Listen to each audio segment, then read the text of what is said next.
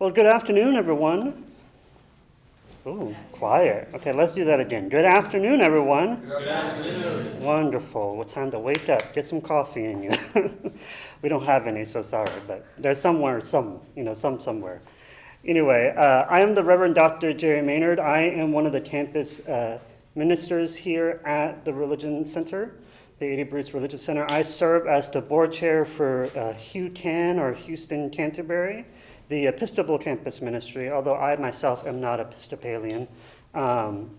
We are one of the campus ministries that are housed here in this building, and we are also one of the 3 progressive Christian campus ministries that are on this campus. So we provide pastoral and emotional safety for our students here at this campus, and a safe place for people to gather when you need to de-stress and all that. I'm also a theologian and a researcher, and I am friends with Dr. Eberhardt, and wanted to introduce him to you. So Dr. Chris Eberhardt is the program chair, correct? Or program director, I should say? Program director. Yeah, for the Religious Studies program here at the University of Houston, which is a part of the Comparative Cultures Department for the university. He is going to share with us some remarks about his latest book on the book of Romans, which is a part of a commentary called the Wisdom Commentary, which is a feminist interpretation of Scripture. And I'll let him go into more detail about who he is and his work, but let's put our hands together and welcome Dr. Eberhardt.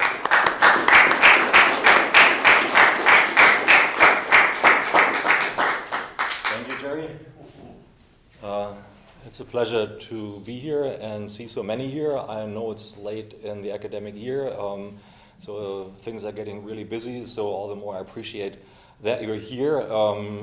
That being said, if you're just happening to be wanting still some extra credits here, and of course, then here are the sign-up sheets. Now there are 2.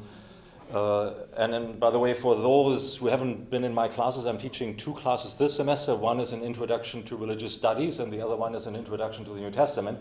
So I see that students from both classes are here. Okay, so we will be looking at new perspectives on some old texts, and that's Paul's letter to the Romans. That's in fact, a presentation that kind of emanates from my latest book, which you see here, and I actually have a few copies. So this is the book. It was published pretty much 13 months ago.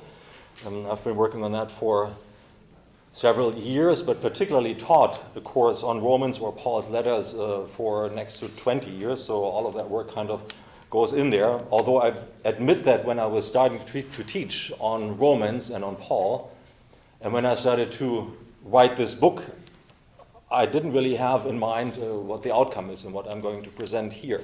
So some of that is therefore something that surprised me myself. So I didn't really set out writing this book with exactly that goal in mind. This is how things develop little by little. Let me just say that, and Jerry Maynard said already, this is part of a commentary series, so there are several commentary series, actually many of them. So this is by far not the only or first commentary written on Romans, and I brought actually one. This is pretty much the one that just appeared before this by Beverly Gaventa.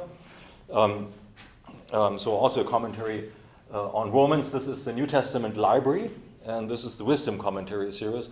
And there are many other commentary series. A commentary is always where one scholar, one author is asked to write one book on one book of the Bible. So on Genesis, on Exodus, on Leviticus, on Matthew, Mark, Luke, and then Romans. So that's what a commentary series is. And every commentary series has a typical perspective. There's a particular perspective to this year, and I'm not going to talk about that, Beverly Gaventa's, but this is actually a commentary series, wisdom commentary, from a feminist perspective. Okay, so much for the The series as such, and a commentary then is usually a fairly detailed interpretation, but of pretty much every sentence and every word in the text that you get assigned to interpret. Now let's, of course, talk about Romans, because this is a commentary on not just any letter. And I admit, when I was receiving the invitation, I was a bit floored. In the very literal sense of the word, I was floored. Because, it's an honor as a scholar to be invited to participate to a commentary series. I'm not exaggerating if I say that every one of us, you do your doctorate and you publish another book. And then you wait whether somebody would actually, some publisher, some editor of a series would actually think about inviting you ever to contribute to a series, because this kind of means you're something. And so, this suddenly happened. But then the other question is, of course, what do you get asked to write? It's great, okay, well, they honor you, but do you get asked to write a commentary, say, on 3rd John? Now my students from New Testament Intro are here, and we just did 1 to 3 John, the 3 letters of John. Okay, there are these tiny little letters, they're more postcards, not so cool. Or do you get invited to write a commentary on maybe the letter of Jude or Judas, which is also not the most important, or some other big works such as maybe Matthew or Romans. Okay, so just saying that Romans is kind of a big thing. And it has been very important in the history of Christianity. There's no doubt about it. The importance of Romans is manifest in the fact that, for instance, St. Augustine converted, and his conversion was in large measure due to his encounter with Romans. So, he read obviously much in the Bible and the New Testament, but what emanates from his own writings is that he really suddenly had a crush on and completely got turned around by his reading of Romans. Next step forward, Martin Luther, eminent Protestant reformer, he also had his main theological insights that became the kind of the fertile ground for the Reformation from his reading of Romans. Martin Luther was actually a biblical scholar of sorts, so he taught Bible to his students. And we'll actually get back to that, how important exactly Romans was for Martin Luther. And then, and I could continue the list, but just to finish up with Karl Barth, he is arguably the most important and probably one of the most, if not the most prolific authors in Christian theology of the last century. Karl Barth from Switzerland. And he rose to fame and recognition in church and university because he also wrote a commentary. Guess what? A commentary on Romans, which appeared in 2 editions. The second edition was very different, much longer. And that suddenly kind of bolstered him, catapulted him to fame.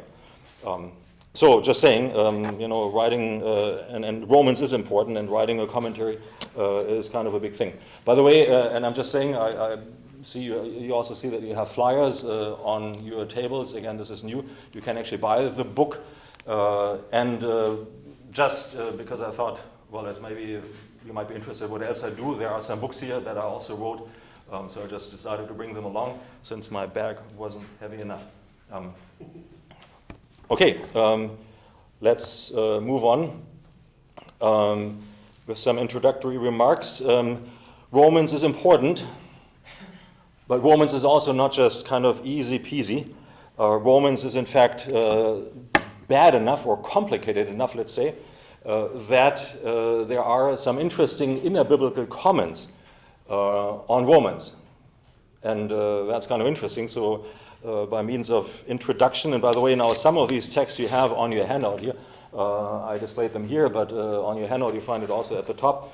It's interesting that in the second letter of Peter in chapter 3, you read an interesting side comment, probably accompanied with a little kick in the behind, where Peter writes, "So also our beloved brother Paul wrote to you according to the wisdom given him," speaking of this, and he's talking about something there, "as he does in all his letters." So this Peter is aware of the fact that Paul is a letter writer, okay?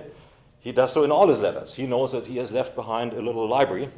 There are some things in them hard to understand. Oh, really? Which the ignorant and unstable twist to their own destruction, as they do the other scriptures.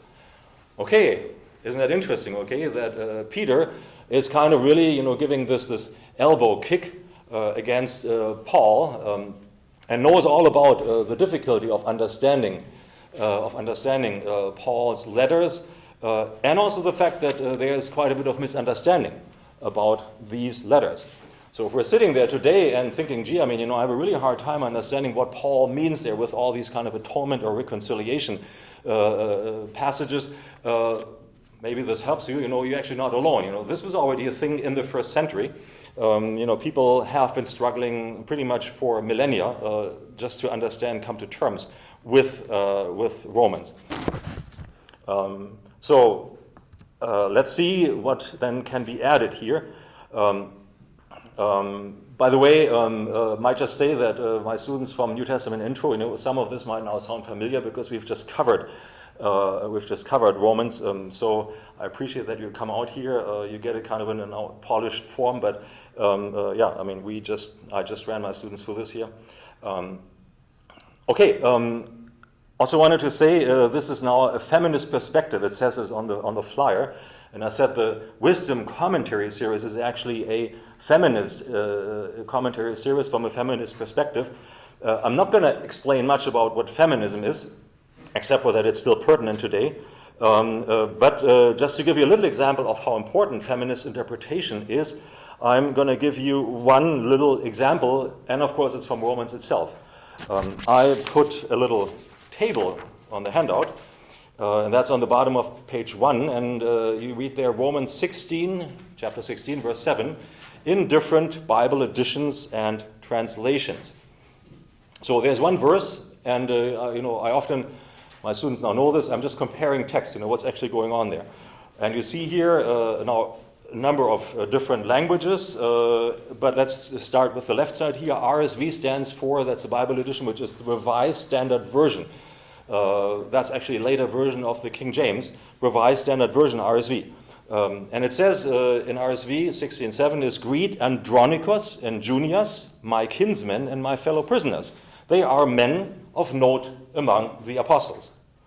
Okay, so two names, Andronicus and Junias, and they are Paul's kinsmen.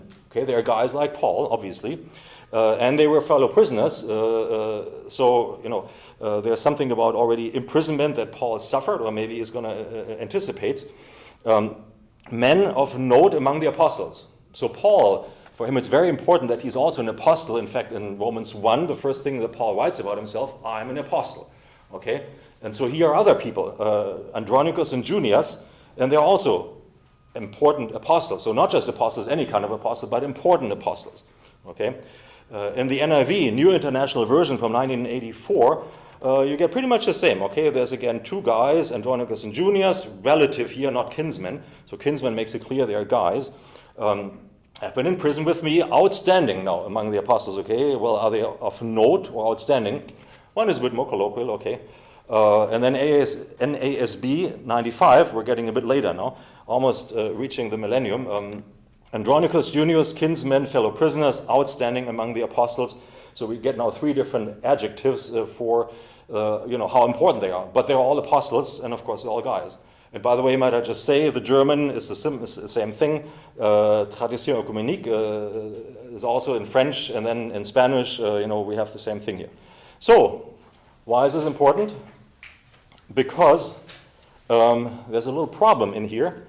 And the problem is that the newest edition of the Bible, the newest Bible edition, is the NRSV, which means New Revised Standard Version. So this is an updated edition of the RSV, and that one's now updated too. NRSV, New Revised Standard Version, updated edition, reads the same verse as the following, and that's the sentence right under there. Greet Andronicus and Junia, my fellow Israelites, and I'm actually translating this better as relatives, who were in prison with me. They are prominent among the apostles, and they were in Christ before I was. So if you notice something here, okay, it's exactly the same, right? Except for that it isn't, and the minor detail is that now, they're still fellows of fellow Israelites or relatives. I mean, they're close to Paul. Also in prison, also prominent here among the apostles, except for the one detail is that one of the two people has turned into a woman. Okay, it turns out, and to make a long story short, is that actually the name that was that you found here pretty much until 20 years ago, the one Junius, is completely unattested.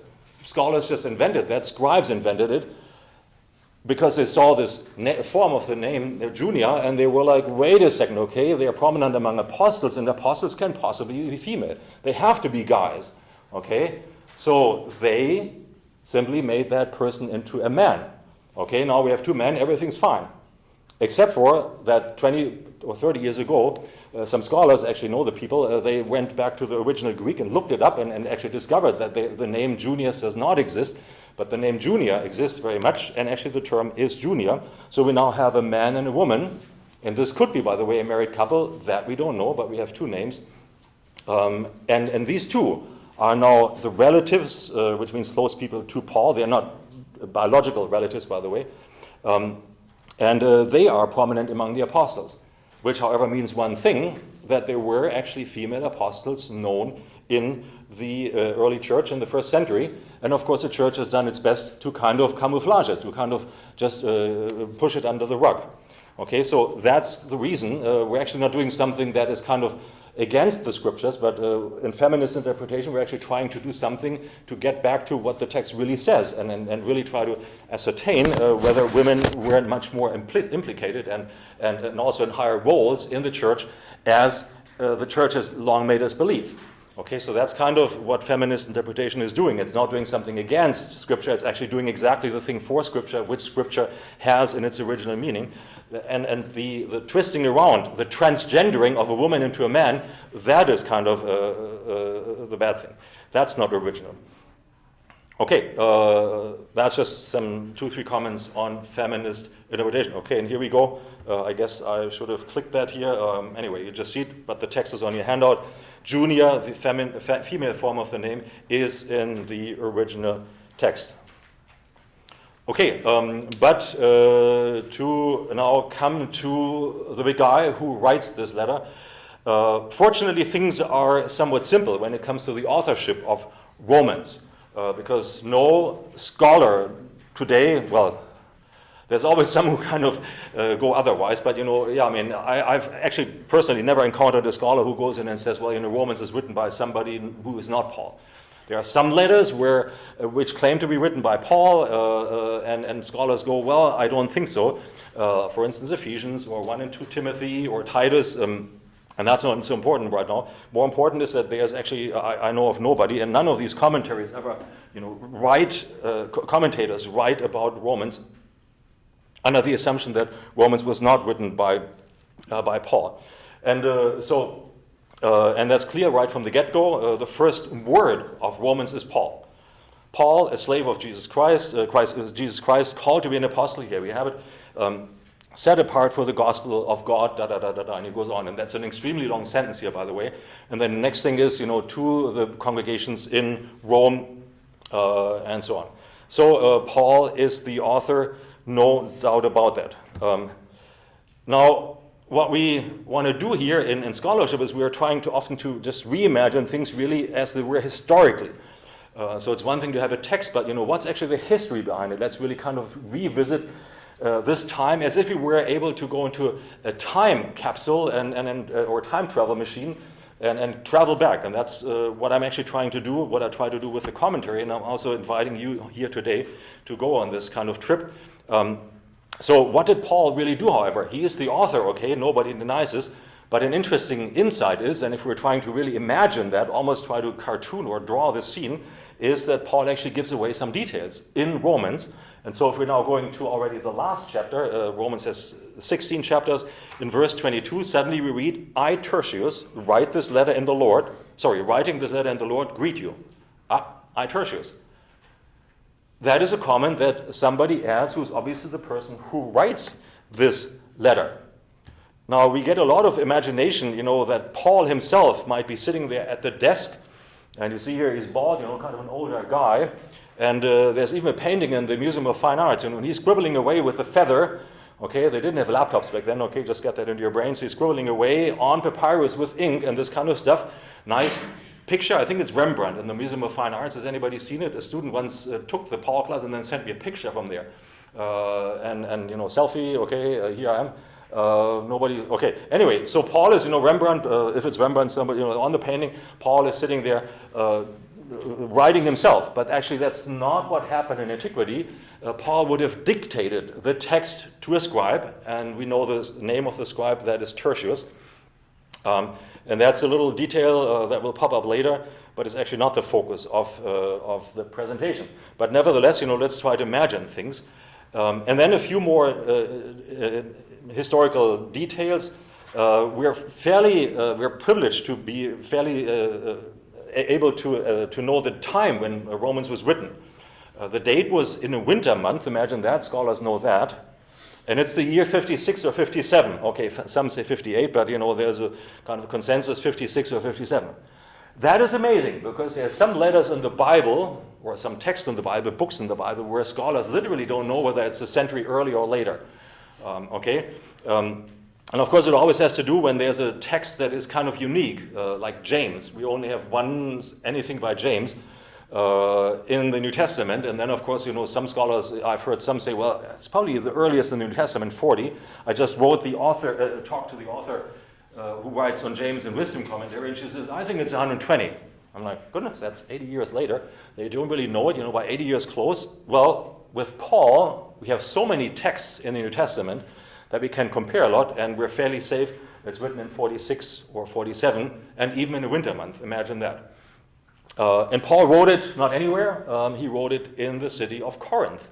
There's a nice picture. This is how this looks like. You can actually go there today and look at the archaeological remains. This is, by the way, kind of a shopping mall or a forum type of thing there. And then you see the temple of Apollo here in Corinth. That's the first thing you see when you approach. Behind there, that's a mountain, and there was a fortress on top of it. And here's again kind of an area view of Corinth. So that's actually where Paul was in that winter, so for several months. Not just for an hour in the afternoon, not just for a weekend, not just for a week, but for several months he spent the winter in Corinth. And now might I just say, of course, that is a congregation that Paul himself founded. He established the congregation in Corinth. So that's the reason why he goes there. He is very familiar with these people there. So he knows that he's going to be welcome there. Now, in Romans, I said it's kind of difficult to understand sometimes, and then there are some open questions where scholars still struggle to find out what's really going on. Some of the open questions are right at the center of the letter. In Romans chapter 7, there's a passage, and I'm just giving here one sentence, where we read, I do not understand my own actions, for I do not do what I want, but I do the very thing I hate. So that's interesting. It's kind of a statement by somebody who seems to have an ethical problem. And it's kind of this human propensity for doing the bad things. And by the way, often humans have this propensity to do the bad thing, but they actually know they shouldn't be doing that. Or the other way around, okay? Why don't I always do just the good things, okay? Why do the bad things happen? Well, I know I shouldn't, but still I do. And it goes in either direction. So it's kind of a human schizophrenia. It kind of is an image of a human schizophrenia. So that's one problem. It's a very interesting kind of psychological thing. But there's another problem with this passage, is that it starts just with I. Okay, I just picked a verse, by the way, that's not the beginning, but we never really hear that anybody says, well, here is now such and such who says. Okay, so that's a bit difficult. I mean, then the question arises, who is the anonymous I there? Who is actually speaking? So scholars kind of came up with several solutions. Of course, the one is, guess what? Well, one obvious answer is, well, I mean, the I, the anonymous I, must be Paul. Obviously, he's writing the letter, right? So if there's any I in the letter, that must be Paul himself. So it's a guy, it's a Jew, because Paul introduces himself as a Jew. Paul is this anonymous I who is kind of torn and knows that he wants to do the good thing, but he ends up doing the bad thing, and the other way around. But then there's an interesting passage. It says at some point, well, there was a time when I didn't know anything of the law. Wait a second, Paul doesn't know anything of the law? I mean, he's a Jew, he's a trained Pharisee, kind of a scribe actually. He was trained in Jerusalem at the best schools. He knows the law inside out. He's always been under the law. He's from a Jewish family. The person isn't under the law, so it cannot really be Paul. So then suddenly somebody says, well, bingo, it could as well perhaps be Adam. Because this is Romans 7, and in Romans 4, okay, we hear a lot about Adam, because Adam is the origin of human sin. Human sin came into humanity through Adam, and so he must be referenced. And of course, Adam wouldn't know a thing about the law, right? Okay, well, that makes sense. The problem is, though, that that makes 3-4 chapters between Romans 7 and 4, and that's fairly long. Paul would have been smart enough to reintroduce Adam if he really meant that this is Adam. Now, recently, somebody even said in a little article it could be Eve. Okay, very cool. That's based on some stylistic considerations. But you know what? Eve is not mentioned anywhere in Romans, so that would be a very far guess, and I don't think that that's very likely either. So we're kind of stuck, and scholars have actually written doctoral dissertations just to, on the very thing, who is this anonymous I? Which of these three is better? I wrote my last book review, by the way, on one of these dissertations. And I kind of tongue-in-cheek said, well, it's interesting because the topic of this dissertation is just one letter. It's I. Okay, who is I? Of course, in Greek it's 3 letters, ego. But nevertheless, it's kind of, that's not to say that it's kind of has a very narrow focus. Actually, that's still what I thought, but I didn't really write this. Okay, let's see whether, we'll come back to this, and let's see whether we maybe have some new ideas about who the anonymous I is, who doesn't do the good despite the fact that the person knows the good. And now I'm going to go and we'll do a big leap and go back to chapter 16, and we'll look at the start of it. And by the way, again, this text, you have that on your handout. In Romans 16, last chapter, the first 2 verses are, and I'm going to read this here now in the translation of the NRSV, New Revised Standard Version, updated edition. Okay? And we read there, I commend to you our sister Phoebe, a deacon of the church at Cenchreae, so that you may welcome her in the Lord as is fitting for the saints, and help her in whatever she may require from you, for she has been a benefactor of many and of myself as well. That's Romans 16. Okay, interesting. So it's the first time and the only time, by the way, in Romans, but also in the New Testament, that we hear about a certain person by the name of Phoebe. She doesn't appear again. Interesting that there are some very, specific tasks for the congregation, because this is now, it's an appeal to the congregation in Rome to welcome her in the Lord and basically provide her with things. It's kind of an Airbnb setup, or maybe even a Hilton hotel thing. Now, I'm a fan of the old text and the Greek here, so this is actually a Greek papyrus. It's not the thing that Tertius scribbled down while Paul was dictating, because this is Chester Beatty papyrus. It's from late in the 2nd, maybe early in the 3rd century. But this is how a papyrus would have looked like back in the day. This is where it starts here in the first line. This is chapter 15, 29. And then the passage that we just had is down there in 16, verse 1. So this is actually here what I just read in English. So this is the papyrus. And now interesting that this is, again, it's a very early papyrus. By the way, all the original manuscripts are lost in the entire Bible. Nothing of that exists. So we only have later copies of later copies of later copies. So this is then written roughly 150 years after Paul would have written it. So it's one of the oldest ones. Interesting is that it sticks in here at the very end of Romans. That's here. This entire thing is actually in our modern Bible editions down there. So that's the very end of Romans. That is now stuck in between here. And here we have it one more time in close-up.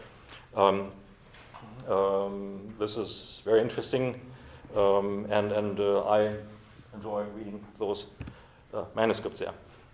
Okay, now let's look again at these 2 verses again that's on your handout. This is basically a letter of recommendation that Paul writes on behalf of this person Phoebe, and he introduces her with particularly 3 terms. The first one is sister. adelphe in Greek, by the way. Sister, again, not a biological sister. Paul might have had brothers and sisters, but this is not the intent here. It's just to say, well, she's particularly dear to me. She's a person close, so it's a close friend. That's already of note, because that a man, Paul introduces somebody as somebody that dear to him. He doesn't do that with everybody. And now comes already the second term. It's page 3, right, on the handout. I commend to you our sister Phoebe, and there I translated it already differently. So now the question is, we had in NRSV updated edition, again the most recent Bible translation, we read that Phoebe is the deacon of the church in Cenchreae. And deacon, of course, is today still a position that exists in churches. My church has deacons. Many churches have deacons, and they're typically kind of 1-2 levels below the leading minister. Okay, minister would be, or pastor or priest would be the title reserved for the lead minister, the one who proclaims. A deacon is usually, everything except for sacraments and proclamation. Setting up chairs, making sure that, these kind of things. That's what a deacon does. But it's interesting that NRSV updated edition translates deacon here because, one of the reasons maybe because the Greek actually is diakonos. So I'm transcribing it here, but this is the original Greek. The term here is diakonos. Okay, now you might say, well, why wouldn't diakonos be translated as deacon? And by the way, you know what? As it often goes, diakonos is simply basically a transcribed version of the Greek term. If we say deacon today, it's really taken directly from this term. But basically, NRSV updated edition does not translate the term. It basically just renders it and says, well, Phoebe is a deacon. It's kind of a second grade, still has a title, but she's a second grade minister in the church in Cenchreae. Now, the interesting thing is, though, and I'm already giving you the hints on the handout, is that the term also occurs, diakonos, occurs twice, very close to our passage here. This is basically 3 sentences before 16:1. And by the way, here in 15:31, guess who uses the term diakonos for who? Paul uses the term for himself. He talks about his own, ministry? Yeah, Paul talks about his ministry, that he brings a collection to Jerusalem, and there you find the term diakonos. Okay, but nobody, and NRSV updated edition doesn't say that he's kind of having a deacon job. It's Paul, he's ministering, okay? He's the head of his own kind of missionary business, whatever that is, but he's the head. So, there we're happy translating that as minister. And by the way, here too in 12:7, but in 16:1, suddenly it's a deacon, kind of a second grade ministry. But it's the same term. In Greek, it's exactly the same term. Why are translators doing that? By the way, you have a footnote there typically, okay? Deacon, footnote, and you look down, okay? It can also be translated as minister, except for that the main text still features minister. Why are they doing that? Guess what? Well, because again, it's a woman, right? A woman cannot possibly be the lead minister of a church, right? The one who proclaims, the one who really calls the shots, who does all the budgets and stuff. She's a woman, rather not. It's the same term. Again, we're happily saying minister for Paul, but Phoebe. But I'm not going with this stuff, okay? And again, this is kind of a wake-up call, a new perspective. If the word diakonos means minister when it refers to Paul, then it should also mean minister when it refers to a woman, especially if it's within 3 sentences from the passage. There's no way suddenly we can assign 2 different semantic meanings just because the gender is different. And what if Paul really meant that to say? So therefore I'm saying, for me, this refers and designates Phoebe as the leader of the congregation. Therefore I translate in my commentary the term consistently as minister. And by the way, I'm the first scholar, imagine that, the first scholar who is doing that. Nobody's done that before. I probably get a lot of flack for that, but nevertheless, I thought it's worth it, and I think actually that's the truth. And as I said before, that's why I started with Romans 16:7, okay? Remember that Junias was turned into Junior. Biblical editorial committees still have this tendency to rather lead women out or kind of denigrate them. They happily do this, unfortunately, despite, already decades of feminism in our societies and even our churches. We're not quite there yet. Okay, so that was a long comment on minister, but that's the more important one. Just the last one is that Phoebe is also called benefactor, prostates in Greek. which means she's a person who has had some financial means. She is actually somebody who helps others do their ministry. And Paul also admits in Romans 16:2 that she has also given him, Paul, some money. Okay, so Phoebe is a person of means and doesn't keep it just to herself. Now, the interesting thing is, once we've kind of worked through this here, that we need to understand that this person here, who is very close to Paul, who is the lead minister of the church in, by the way, Cenchreae, I forgot to mention that. It's one of the 2 ports in Corinth. Corinth is a city. We saw the pictures earlier, but there are 2 ports. And Cenchreae is one of the 2 ports. So basically imagine ships and sailors, and so there was a congregation. Phoebe is the minister there. Benefactor, she has some money. Well, ports, trade. There are people who have money. She is recommended to the Romans, and they're supposed to basically lodge her and take care of her. So this means something. This letter of recommendation that Paul writes, and by the way, that was typical in antiquity, is so that the deliverer of the letter, basically the postman or postperson, is accepted and is actually introduced to the community. So that means that this Phoebe is the person who carries the letter, and so this means, that the minister, the pastor of the church in Cenchreae, is actually the person who takes the letter of Romans and brings it to Rome. That's something which we need to now understand. Some further observations. The name Phoebe, by the way, indicates a few things. It's not a Jewish name, it's a Gentile name. It actually means something like of radiance. And the other thing is, there are some people, and I can't really, due to time, dwell much on this, but many say that she is maybe also a former slave, and therefore at this point known as a freed woman. So all of that is likely. Let's take it on what that means here now, and what this means for Romans. If she's recommended there, then she is the person who is actually physically in Rome. And that also means something else. If we really want to imagine the situation, how this letter of Paul was first delivered, it means that was actually done by a woman, because in antiquity, letters were read out aloud by the person who brought them. And by the way, recited aloud. Okay, they weren't just given you, like I give you the handouts, okay, because people could typically not read. So you needed somebody who stands there and recites the letter out loud. And so that would have been Phoebe. So she must also have been the person who was able to read and write and these things. Now I'm trying to really imagine the past there. And by the way, not so much, that too, of Paul in Corinth and how he was writing. Again, there was a Tertius, the scribe. But I'm actually writing my commentary somewhere else. I'm writing it in Rome, and I'm actually trying to hypothetically reconstruct what might have happened there. So historians cannot discover the past as if it was lying somewhere and we just need to kind of undust things or dig long enough. You cannot discover the past because the past is no longer there. We can only use artifacts to hypothetically reconstruct it, how things might have been. And that's, of course, a quote by an important guy here. So with that, I'm going to actually now, and we'll come to put some light on Phoebe.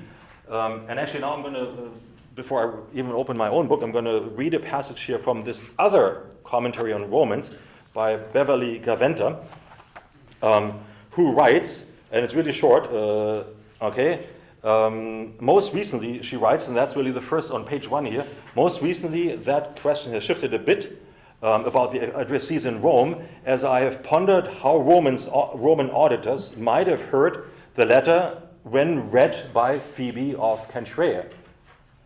And by the way, Beverly Gaventa dedicates the book with gratitude for Phoebe of Cenchreae and all her sisters. And Beverly Gaventa is the person who has written about Phoebe being the person who delivers the letter, and I owe much to her scholarship as the person who really kind of led me down that route. So I was very thrilled when her commentary came out, beat me to the publication. And now let's see what can be done with this.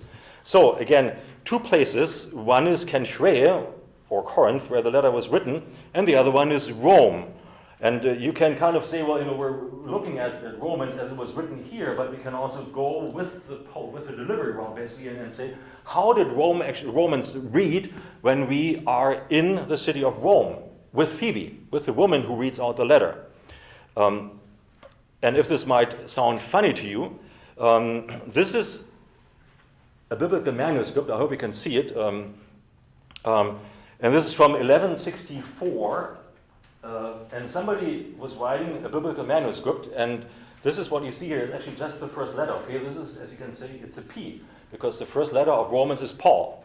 This is the first letter of Paul, but he actually drew things in there. I don't know that you can see that. The unknown author of this, or scribe of this manuscript, put God up there. Okay, sure, but then puts Paul over here. And something falls down there, and this is the letter to the Romans. It's a scroll. Okay, back in the day they had either codices or scrolls, and you can tell that it's the letter of to the Romans because it has letters here. Paulus servus. That's Latin, which means Paul, servant or slave. So that's again the first letters of Romans. Now this letter of the Romans falls into the left hand of a person here. And by the way, that's a woman. You can probably see this here. She wears kind of, she is not dressed like here. And she has a veil on top of her head. So this is a woman, and she receives it. But she, with her, okay, actually that's the right hand, with the left hand, does this. Okay, that's not the cougar sign, but cougar is like this. This is instruction, okay? Somebody is now giving you, because, this is what that means. So the person teaches, and teaches these people here. Okay, so these people are, and by the way, who these people are is also written just in case you didn't really get it. Okay, Thebes, it says here that's Phoebe, and this says Romani. These are the Romans. And by the way, here you see, okay, this is Kuba village. No, it's actually Roma. It says here, this is Rome. Okay, they come out of their city, and they're receiving here. And by the way, the whole thing is, of course, always read left to right. That's the way we read images. So Paul writes, the thing gets to Phoebe, and then she's the one who delivers the letter to the Romans. So it's all in there in this manuscript from 1,000 years ago. This is also manifest, I'm just going to go very quickly, in subscriptions. Under Romans, in the manuscripts, there are sometimes little additions, for instance, such as to the Romans, or sometimes also before. So before, after, basically to distinguish the letter from the later ones. And so some of them actually acknowledge a letter to the Romans written through Phoebe, minister. So it's interesting that they actually say that Phoebe has written the thing, because we know now that actually Tertius was the scribe. But then the last one here, the most elaborate one, letter to the Romans written through Tertius, but sent by Phoebe, the minister. There you go. It has all those historical details. Now, what that means is that Phoebe would have been a person with in-depth understanding of the theological concepts discussed throughout the letter. She was on top of that theology, okay? Complicated, writes Peter, but she knew what was going on there. And now, by the way, how were letters back in the day recited? Did they come in with a piece of paper and then read it down, like, this kind of thing? You see this when pastors sometimes preach, okay? They always go like this. Nope. They actually recited the thing by heart. So the whole thing was in their brain, and she would just stand there and deliver it freely. That's how a letter was read in antiquity. The letter was basically rather being performed, not read in a kind of monotonous way. She knew what she was talking about. Now, how is this all possible? And does it maybe also have ramifications for the authorship situation? If Phoebe is the minister in Corinth, where Paul, as scholars say, wrote the letter, wouldn't it be very natural to assume that she was also the conversation partner there of Paul in Corinth? Because it's her congregation. She is the minister. And how long was Paul there? For an entire winter? I mean, didn't he just kind of lock himself away in a room where nobody could find him possibly, and didn't talk to anybody because he was, of course, busy? No, he was probably still, trying to have some company and discuss what could be said in Romans. And the most logical thing, I think, is actually that he was really busy talking to people in Corinth. And now there are some passages in Romans which are much better understood if we actually imagine that, number one, there was a woman in Rome standing there delivering it, but probably also already back implicated in Corinth when the thing was put together. For instance, in Romans 8, we know that the whole creation has been groaning in labor pains until now. I don't need to tell anybody that this is, of course, more the realm of female experience, right? Of course it is. Well, does it make sense if Paul stands there, and Paul never stood in Rome? Or is it much more telling, graphic, meaningful if a woman actually stands there and talks about labor pains? Okay, and that being kind of a sign of salvation. And another one, the crucial passages where in Romans the freedom from the law for those who believe in Christ is conveyed, is actually illustrated by a situation where a couple is imagined and the husband dies. So the woman is under the law of the man, because that is in antiquity what happens when you're married. So there's the law of the man, which means the woman is under the man, but the man dies.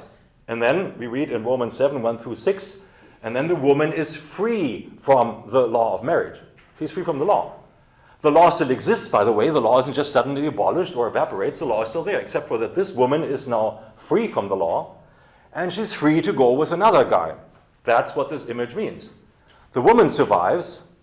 Now Phoebe stands in Rome, and she's the one to convey this to the audience. Okay, she is a woman, and everybody now in the audience, female or male, has to go into the shoes of a woman and imagine how this all works out. Okay, everybody has to suddenly become a woman to imagine how this freedom from the law works. Now we come back to this enigmatic passage earlier. Who is the anonymous I in this very chapter here? Okay, because we just started first 6 verses in Romans 7. That is actually, freedom from the law. Well, there's a woman who survives. She's free now. Now, who could be this anonymous I just following that? Okay, I know exactly what's good, except for that I don't do it, and the other way around. Who might be this person, this anonymous I? Is it Paul or Adam or Eve? Who could be this person be? Except for that there's a woman who's been, by Romans 7, has been standing in front of the audience for exactly 50 minutes, or maybe longer. I guess it's pretty obvious that this is Phoebe herself. I mean, if nobody's introduced, then it must be Phoebe, right? I mean, isn't that kind of the most logical thing? Except for that suddenly a fist flies into our face, and nope, we're knocked out, because in Romans 7:24 we read, wretched, this person, oh, I do the wrong thing, wretched man that I am. Wretched man that I am. Oh, shoot. I just said it's a woman, right? Wretched man. Ha. Oh, shoot, forget my theory, everything is kind of wrong. It's a man, okay? Romans 7:24. Sorry, I was wrong. But wasn't there the thing where, the transgender thing, where they always made a woman into a man and a man into a woman? Could this possibly help us here? Wretched man that I am. Let's kind of go back to the original Greek and see what the Greek says, because the solution is that this is in Greek is actually talaiporos ego anthropos. Talaiporos ego anthropos. Ah. Now those of you who are major in anthropology, anybody here, anthropology major? You don't study, the logic or the science of men, but of humans. So anthropos, the Greek word anthropos, means human, not man.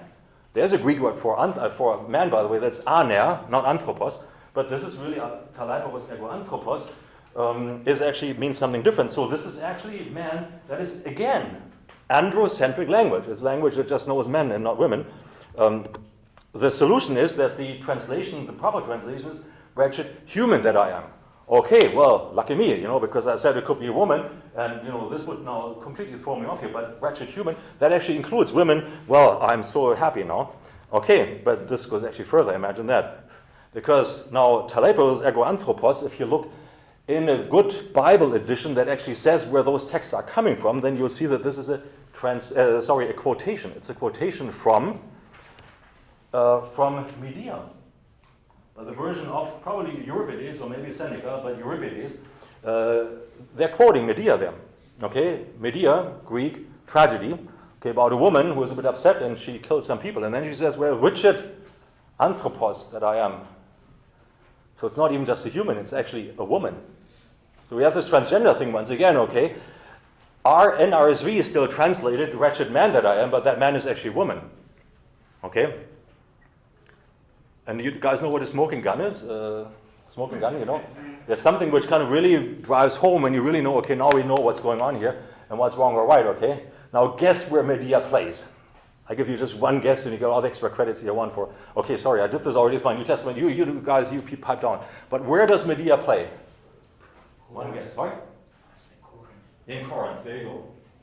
This is kind of the home story of Phoebe, because she's from Corinth, and Medea plays in Corinth, right? But how far do we get away when we do all this androcentric stuff, right? I mean, it completely blinds over, kind of taints over, what the truth is behind this whole thing.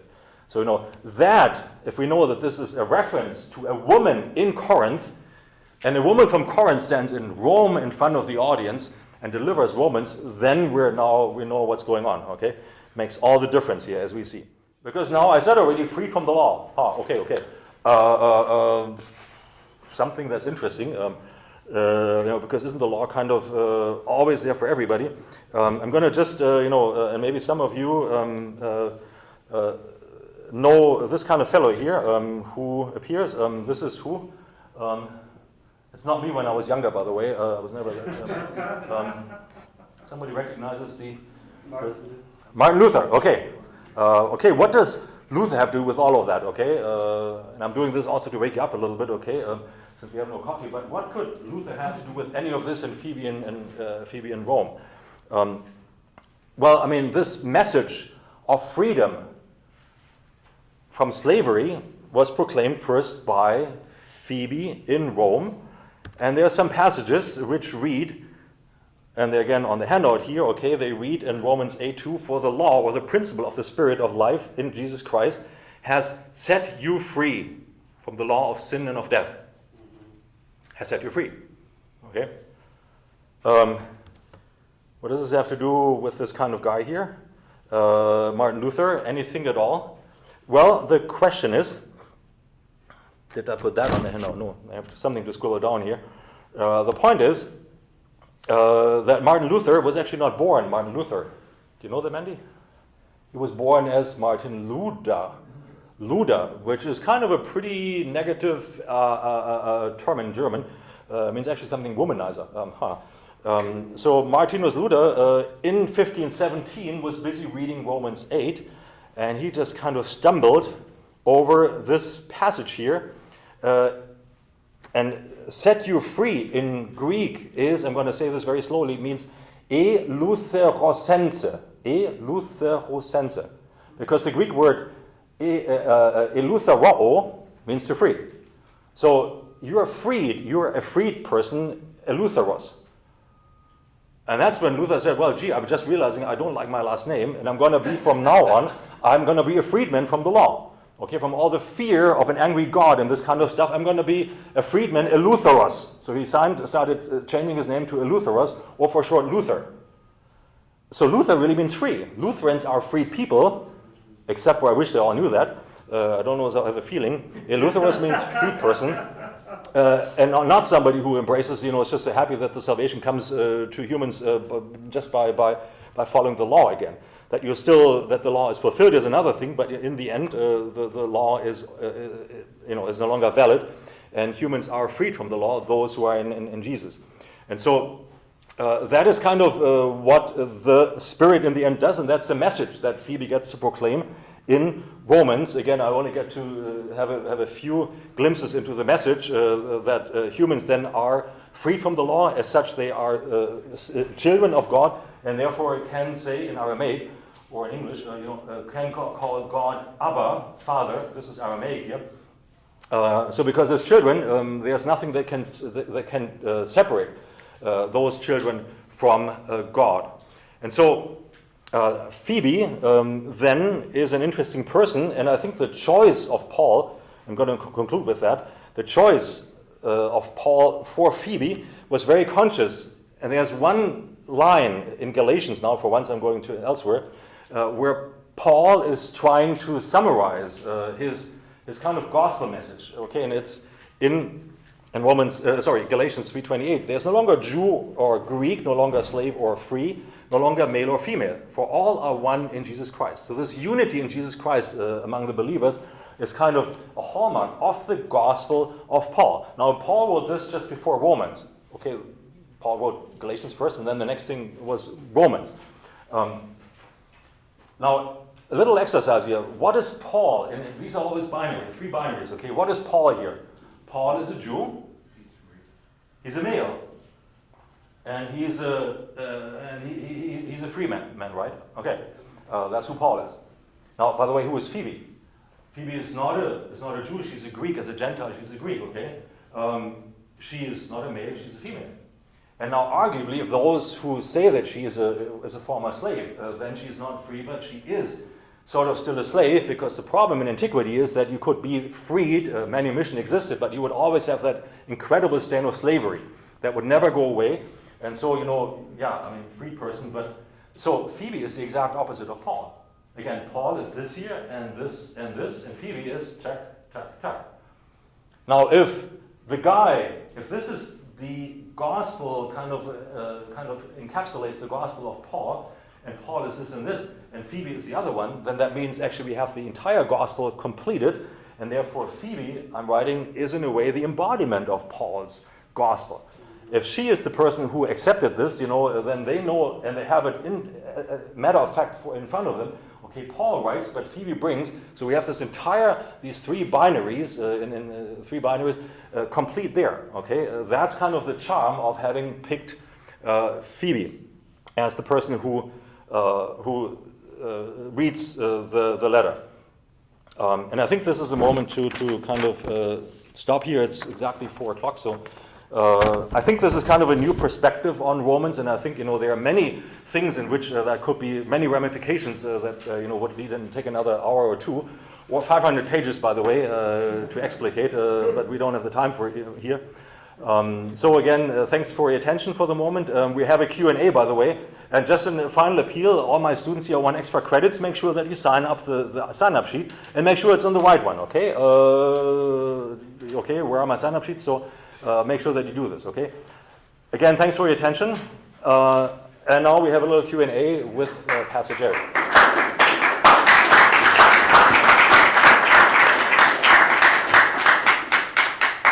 Okay, so how we will do this is Dr. Eberhard and I will sit here, and I have a couple of questions I want to run by him just to kind of get a conversation started that maybe broaden this a little bit more into an intersectional conversation. We will bring in the feminist perspective, but we also want to bring in, I will bring in an indigenous perspective and a LGBT perspective. And then after a couple of questions and conversation between the two of us, you are invited to offer your questions as well. So here we go. Well, Dr. Eberhard, I found your book quite compelling on a variety of different levels and fronts. Partly because Romans is a book that many people consider to be Paul's probably greatest writing and his major work, and so much ink has been spilled on this particular book.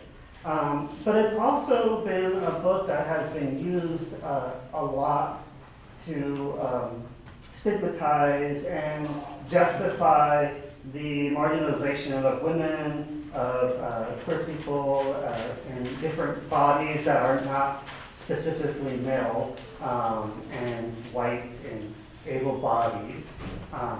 But your commentary and your research really shows and disproves the single male-focused authorship of this letter, as you have shown us. But one of the things that I found very compelling about your commentary is around your comments on the co-authorship of the letter, Phoebe being a co-author of this letter, but also how that relates to her being diakonos, the minister. For those of us who are ordained, who preach regularly, we know that there's a flow to preaching. We receive the word that we are trying to preach on. We carry it with us for a time, and we ingest it. We carry it into the world, and then we birth it into the world in our proclamation in the pulpit. And that's a very embodied reality that feminist theology highly encourages. And I think having that kind of framework and understanding Phoebe as the co-author of this letter and as the diakonos, a pastor, a leader, a minister in her congregation in Corinth, I think frames this conversation in a unique way. So how does that apply to us today when there are still so many different Christian denominations who reject the idea of female leadership, especially ordained female leadership? Do you have any comments on that? Well, I mean, there are two things to that. One is, it is understandable how also Christianity soon took a turn towards male ministry again, and that was, was actually an event that was very beneficial, which is when Christianity became the official religion of the Roman Empire. Because that means that suddenly it kind of had to function in the largest empire back on the globe, the Roman Empire. That was, of course, again, a patriarchy. I mean, women that didn't have important positions, and so Christianity came in there, took over some of the offices and some of the administrative structures, but with that, women were again very quickly relegated to secondary, if not tertiary roles. So that was the end of it. That being said, again, in the first century, in at least some of the writings in the New Testament, we still have some evidence. Again, it's not all over the place, but some evidence that they were actually women in important roles. And males would have preferred that the apostles were all males, except for that, and I went through this, Paul obviously knows and writes about others, and even dares to have his most important letter. By the way, whether Paul knew this, I don't know. But yes, today, many say that Romans is Paul's kind of testament. It is very different from the other letters because it's the only one he writes not to a congregation that he has established himself, but it's one that he plans to visit sometime in the future. So, he can't really address many of the problems on the ground, and therefore it's much more theological. But nevertheless, that highly important letter for Paul that is supposed to kind of pave his future, that ends up in the hands of a woman. And as I pointed out, while that is undisputed, I think there's enough reasons to assume also that Phoebe was implicated in the earlier developmental stages, because it made absolutely no sense that Paul would have come to Corinth only not to talk to anybody, and of course, why are you in a vibrant community? Of course, you talk, in the morning, and then probably in the evening, Paul would have gathered with Tertius, and maybe in the presence with Phoebe, we don't know, or maybe alone. But the question is, where did he spend the rest of the day? And that was done with people in Corinth. Why not? By the way, imagine one thing. If you imagine Phoebe, guess what? She's the recipient of Paul's 2 letters to the Corinthians. Okay, Paul wrote 2 letters to the Corinthians. Guess who was the person in Corinth? At least we know the name of one of them. That could have been Phoebe. Maybe she joined later. We don't know this, but Paul wrote actually 4 letters to the Corinthians. Only 2 ended up in the New Testament, and Phoebe is at least a pretty good candidate for having been the recipient of those. So, Paul wrote to them, and therefore, I think it's very logical. It makes a lot of sense. It's historically, it's a good hypothesis to assume that she was, very active in writing the letter. That explains some of the peculiar imagery and language in Romans. If then a woman maybe, that was her own contribution, and then she also knew, well, if I'm the one who goes anyway, why wouldn't we say this together, right? Paul, do you agree? Paul goes, yeah, sure. Yeah. I just give you one example. For instance, in another letter that Paul might have written himself, the origin of sin is, of course, Eve. Okay, always that much, right? Of course it has to be woman. When a male writes, of course, the origin of sin has to be Eve, okay? And I guess that Paul was saying the same thing again, okay? Now, Phoebe, let's write about the origin of sin, okay? Eve goes and blah, blah, blah.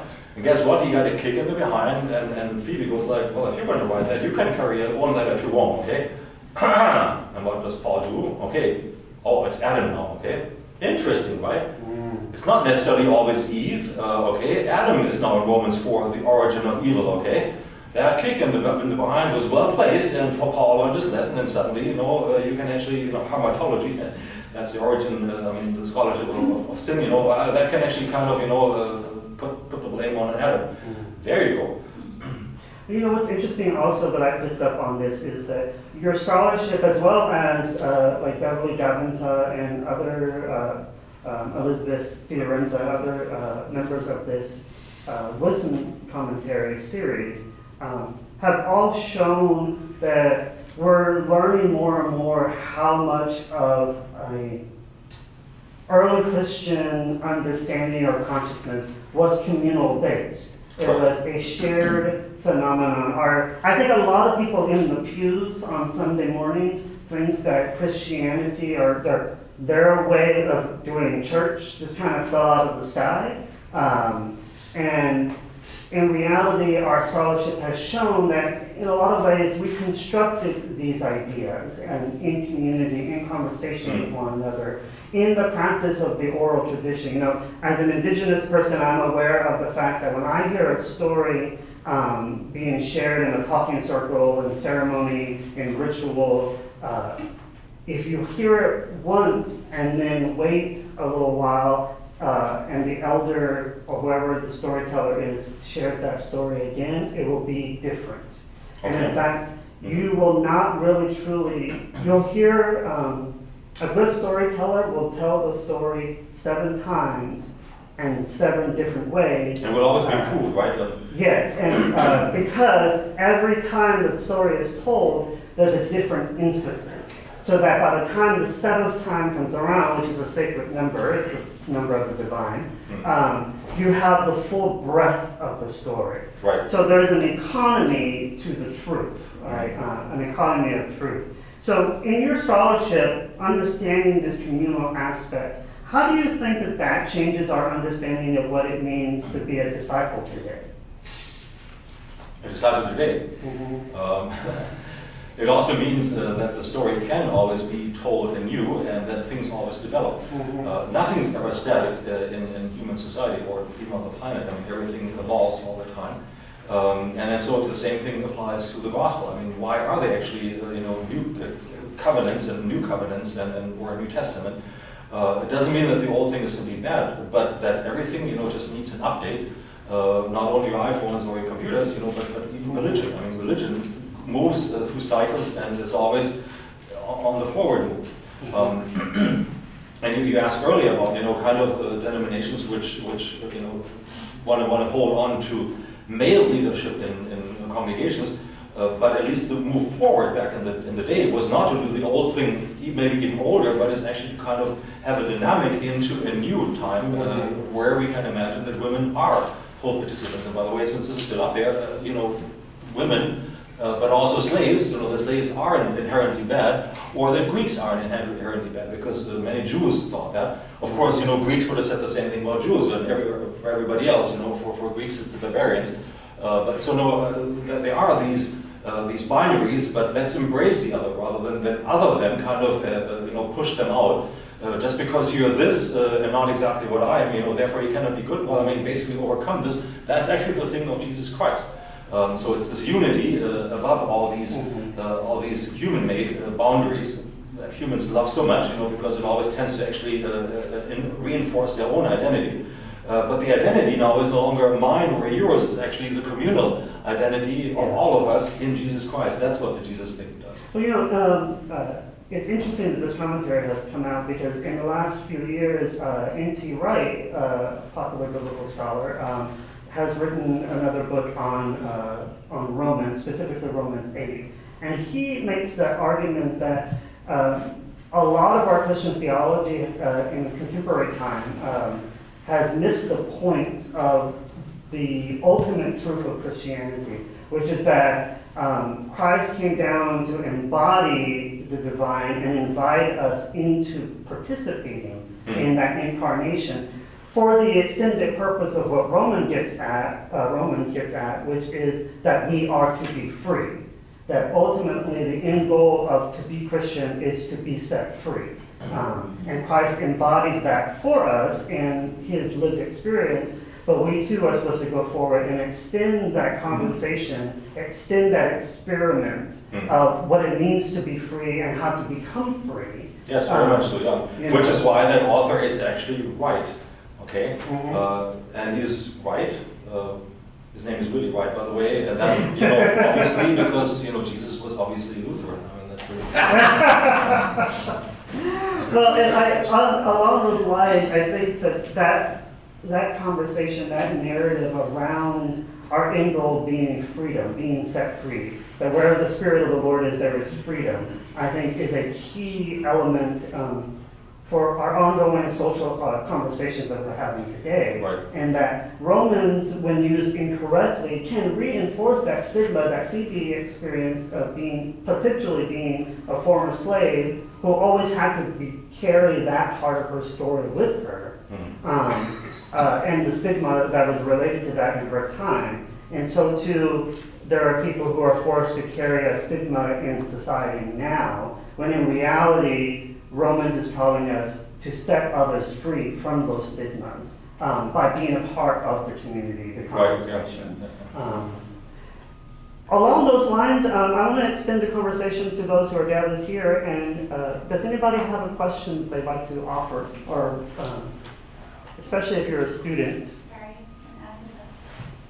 can I add something? Yeah, absolutely. So I think too, the whole purpose of Jesus dying on the cross and setting us free was because prior to that, people had to go to the temple in order, to worship, where when he died on the cross, everyone was allowed to have the Holy Spirit within them.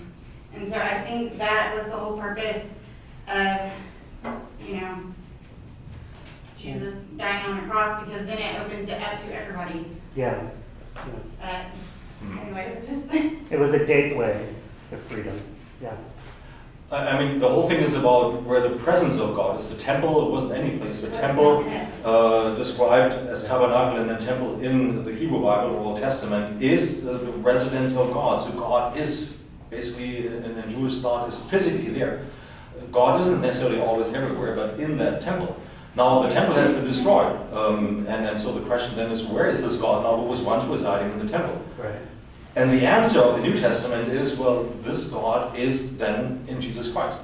I mean, that's why Christmas is so important, because the incarnation is, of course, that this God, who is in heaven and was in the temple, but temple got nixed by the Romans, this God is now suddenly in Jesus Christ and has a new home, basically, and therefore we see the glory of God in Jesus Christ, because that glory of God was, of course, to be seen in the temple or the tabernacle before when God actually ended up residing there. Yes, God, He's Christ. Yeah. It's Yeah. all three. That exactly. And therefore, sacrifices at the temple are no longer meaningful. And anyway, again, the temple doesn't exist anymore. But now the whole thing centers around Jesus Christ and with new types of sacrifice. Questions? I have one. What inspired you to go after this feminist approach? What was it about Romans that you were like, actually, let me get into this. Let me lean into Phoebe. Let me lean into the perspective, that femininity could change something. Like how you had mentioned, you're one of the first to make a whole book about this. Well, I mean, first of all, just to set things clear, this is a feminist commentary. Most of the other authors are women, okay? So I just want to make clear that I didn't go in there and elbow some women authors away. I was invited. I once, I think it was my second, third year in Houston, so a long time ago, I suddenly got an email from the main editors of the Wisdom Commentary series, and the main editors say, we've heard about your scholarship, and do you think you could take on that volume? They just came to me, they just wrote to me. So, in part it was simply because I was asked to do so. But of course your question goes further, how did I actually discover this whole Phoebe, where's the focus on Phoebe coming from? And there I would really give a lot of credits to Beverly Gaventa, because she's the author, the scholar today, who has pushed that the furthest. I could maybe name one, two other scholars, but I mean, Gaventa has written a number of articles and small books, really small books, and finally the commentary comes out, where I can really quote her the most often. And you'll actually find in the footnotes of the commentary that Beverly Gaventa is one of the two most cited authors. I would say 1 out of 15 footnotes is always Gaventa, and the other one is a very close friend of mine who unfortunately recently died, Robert Jewett, who also wrote a Romans commentary. So these two, I owe them a lot. in different categories, but certainly Beverly Gaventa is the person who kind of, helped me understand the importance of Phoebe. By the way, Robert Jewett, not at all. He has a very different reading of the whole thing, but Beverly Gaventa, yes. By the way, to the degree that I'm a bit, I say this here in the confines of this room, a bit disappointed about her commentary, because she doesn't make a lot about the implication of Phoebe herself.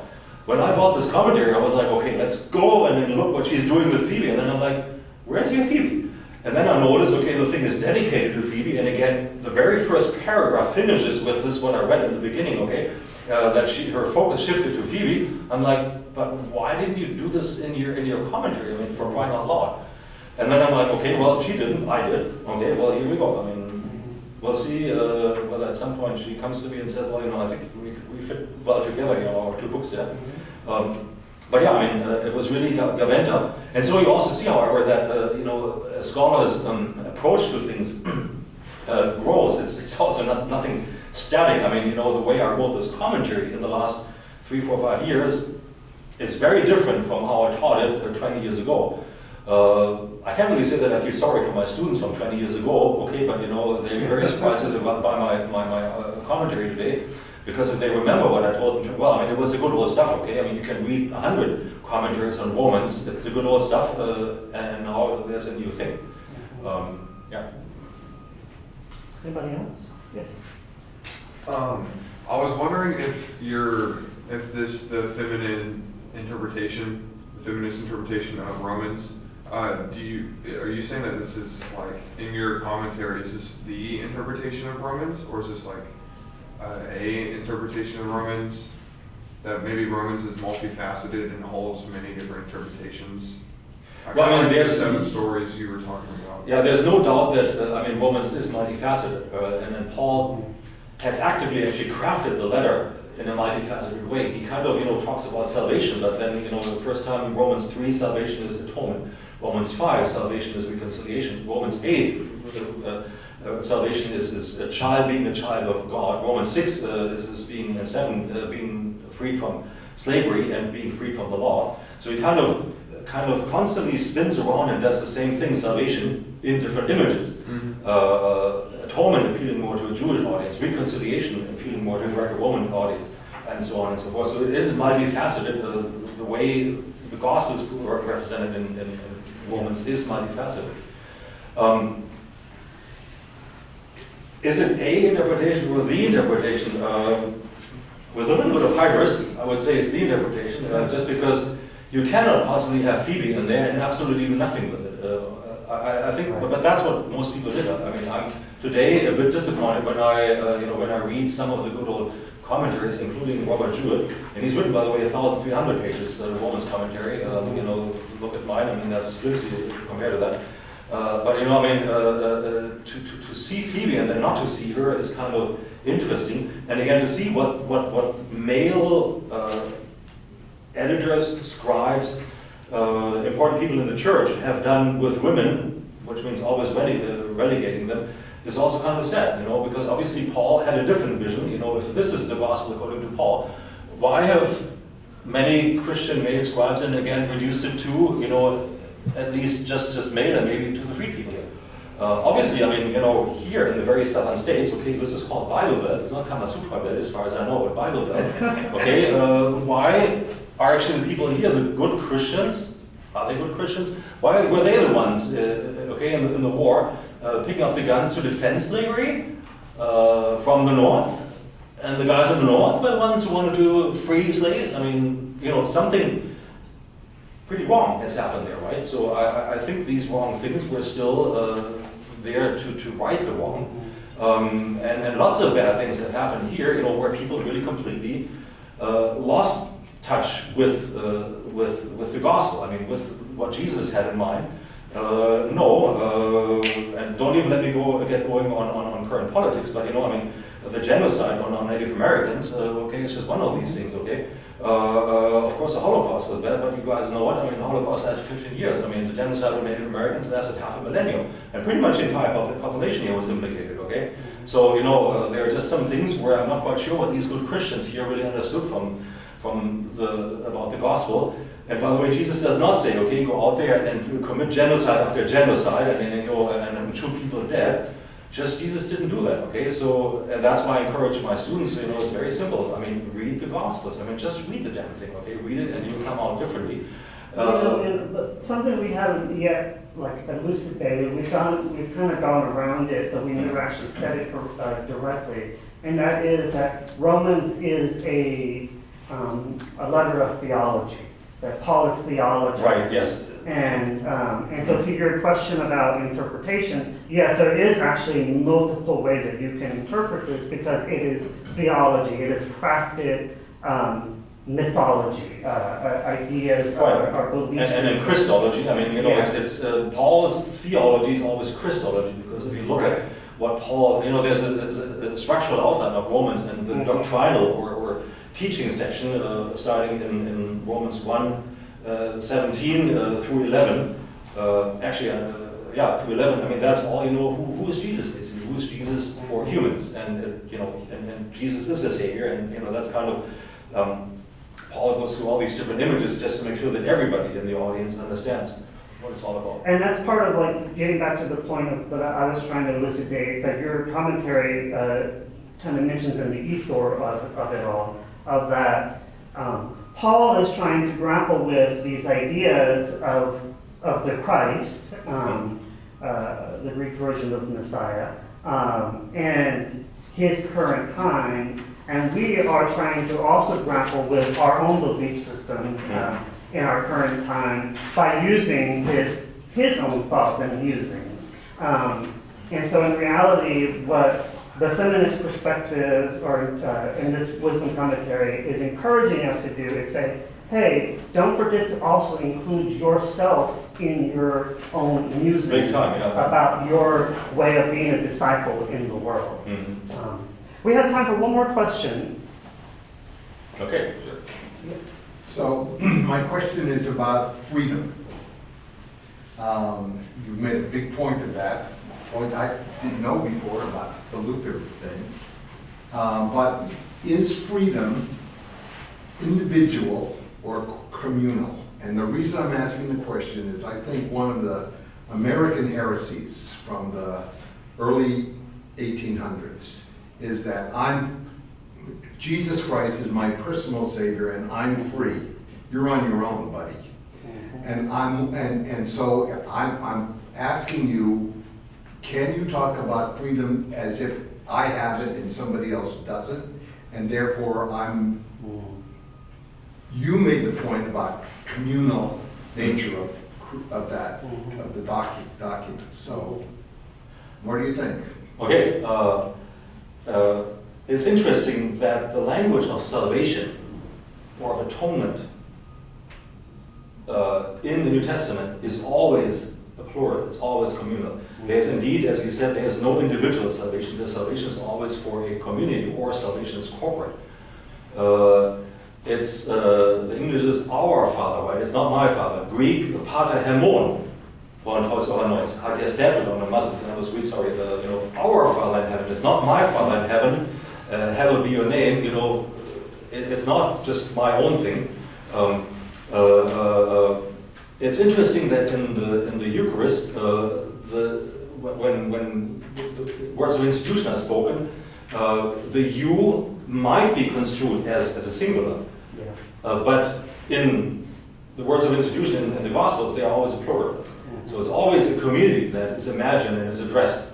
The individual salvation, that's kind of, it has to do with existentialist philosophy, or where it's really just about myself and my own feelings and my individual. I don't say that that's unimportant, but that's a very modern concept. That's actually Enlightenment, post-Enlightenment stuff. So it's just a few hundred years old. That didn't really exist in 2,000 years ago in the first century, and that's certainly not what was envisioned. So again, it's always a community, which actually also puts kind of a question mark on many of the monastic movements, where again monks kind of isolate themselves and go into their own corner or disappear in caves or into the desert. Of course, Jesus also did this at some point, but in the end, the way is always back into the community and really being active in the middle of a community. and not to withdraw. So again, and this again just reinforces what I said in the beginning. Paul certainly didn't go to Corinth of all places just to withdraw and be completely isolated. I mean, that's actually something that proves, that carries the proof of, burden of proof, that's how it goes. It's much more reasonable to assume that he was going there and chatting with people, to the degree that I would say, many say that there are these diatribes in Romans, which means kind of discussions like we just had. Okay, diatribe is a discussion between two people.